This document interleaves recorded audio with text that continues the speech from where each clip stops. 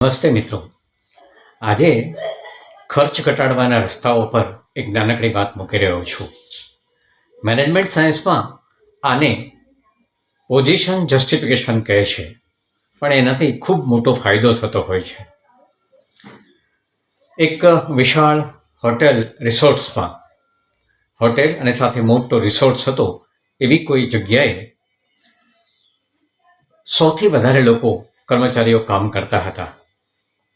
ત્યાં કોઈક ટ્રેનરને જવાનું થયું અને ટ્રેનરને પૂછવામાં આવ્યું કે અમારે થોડો ખર્ચ ઘટાડવો છે, કંઈ થઈ શકે? ટ્રેનરે બધા જ કર્મચારીઓની પોઝિશનનો અભ્યાસ કર્યો અને કહ્યું કે થઈ શકે. એ રિસોર્ટ્સમાં લગભગ 40 જેટલા સિક્યુરિટી ગાર્ડ્સ, ચોકીદારો અલગ અલગ જગ્યાએ ઊભેલા. એ દરેક ચોકીદારને શું કામ ત્યાં ઊભો રાખવામાં આવ્યો છે એનું વિશ્લેષણ કરવામાં આવ્યું. તો કોઈક ગેટ ઉપર બધા આવે જાય એનું ધ્યાન રાખવા માટે, કોઈક લોડિંગ અનલોડિંગની જગ્યાએ, કોઈક આગ લાગે એવી જગ્યા છે ત્યાં સલામતી માટે. આમ અલગ અલગ દરેક જગ્યાનું જસ્ટિફિકેશન મળ્યું.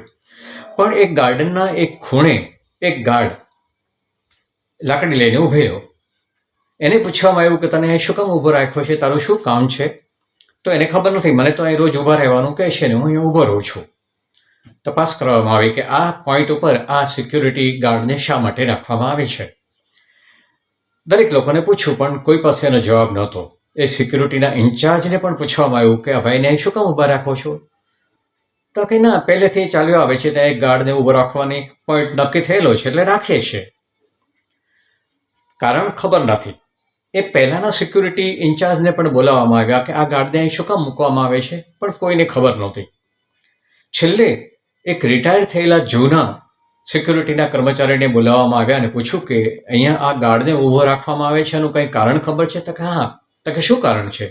તો કે આજથી 50-60 વર્ષ પહેલાં અત્યારે જે રાજરાણી છે ને એમના આ માલિક છે આ રિસોર્ટના, એમના મમ્મી જીવતા હતા અને એ આ ગાર્ડનમાં ફરવા નીકળેલા. એ જ્યારે ફરતા ફરતા નીકળેલા ત્યારે આ ગાર્ડનમાં એક બગીચો હતો અને ત્યાં એક મોટું ગુલાબનું ફૂલ ખીલ્યું હતું. બહુ સરસ હતું, ખૂબ જબરજસ્ત હતું.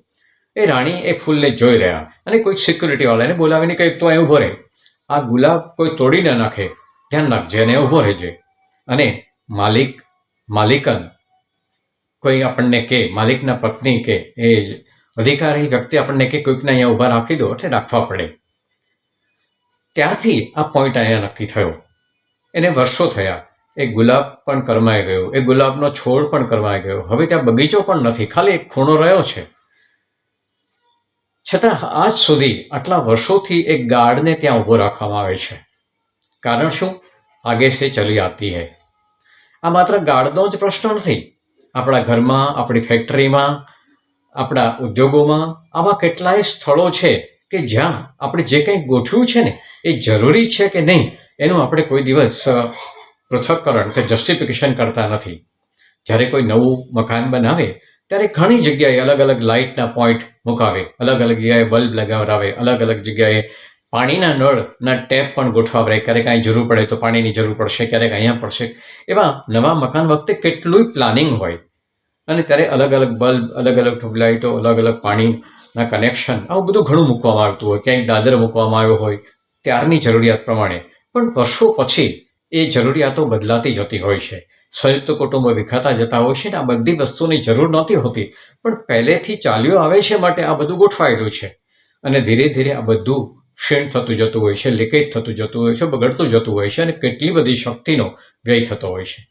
માટે મિત્રો, તમારી પાસે જે સંસાધનો છે, તમે જે લેઆઉટ બનાવ્યું છે, તમે જે ગોઠવ્યું છે, તમે જે જવાબદારી આપી છે, આ મેનેજર, આ સિનિયર મેનેજર, આ પ્રોડક્શન મેનેજર, આ સિક્યુરિટી ગાર્ડ, આ ક્લાર્ક, એક કામ શું કરે છે, એની જરૂરિયાત શું છે, એ જો પોઝિશનનું જસ્ટિફિકેશન ન વિચારાય ને તો ઘણો બધો ખર્ચ ખોટો થતો હોય છે. મિત્રો, ખર્ચ ઘટાડવાના આ એક અગત્યનો રસ્તો છે કે જેની જ્યાં જરૂર છે એ જ રાખો. જરૂર સિવાયની વસ્તુઓ આપણા ઉપર એક બર્ડન બનીને રહેતી હોય છે. મિત્રો, આપણે વિચારીએ ક્યાં ક્યાં ખર્ચ ઘટાડી શકાય એમ છે. Thank you very much.